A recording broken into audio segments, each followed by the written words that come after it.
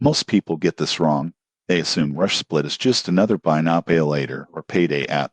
But the surprising truth in 2026 is that it combines early wage access split payment options and financial tracking tools in a single easy-use platform. When used responsibly, it can help you manage short-term cash flow without creating long-term debt. Here's how Rush Split works. The app lets you access a portion of your earned wages before your official payday, usually within hours. Eligible purchases can also be split into smaller, manageable installments over a few weeks. Rush Split charges a predictable, flat fee per advance or transaction, making it easier to budget compared to traditional interest rates. Rush Split also offers dashboards, notifications, and repayment reminders to help you monitor spending, stay on top of payments, and avoid late fees. The downside? Overusing Rush Split can be costly. Frequent advances or missed payments add up, and relying too heavily on the app may hide deeper financial issues. Tips for responsible use. 1. Only access funds you can repay on time. 2. Enable reminders for repayments. 3.